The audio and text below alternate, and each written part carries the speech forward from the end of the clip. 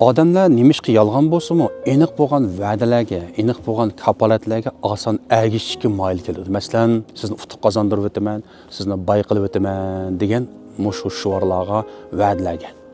Amaliyotda inson mengisining ichidagi, ibtidoiy mengisidagi o'rik meg'iz tanchisi aniq bo'lgan uchurni, aniq bo'lgan gaplarni yaxshi ko'rdi.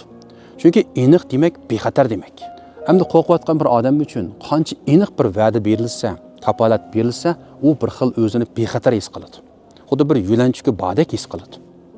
Endi biz o'ylagandek, nurg'un kishilar va'da bergandek, bu kasb, bu boylik, bu hayot, bu turmush shunchalik aniqmi?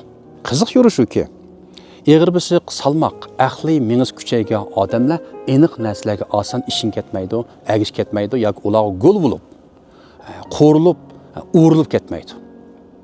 Demak, nurg'un kishilarning boshqalarni qo'ya olishiga sabab nima desak, ular dal insonning mushu aniq bo'lgan bir kapolat, aniq bo'lgan bir javobni yaxshi ko'rishdan iborat ojizlikdan foydalanib, o'zini boy qilish, o'zini utuq qozontirish yo'lida davomli ketyotadi.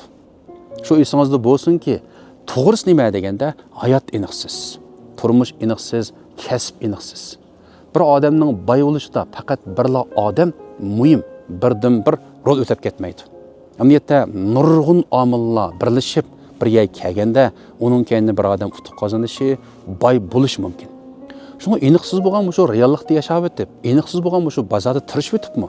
Biz yanalam burunqi ko'n qatmal ideya bo'yicha osonga, oshko'zlikka, aniq bo'lgan atalmish soxta bexatarlik ig'ib ketgan vaqtimizda, demak, bizning shu xil o'raklarga qadam bosgan vaqtimiz.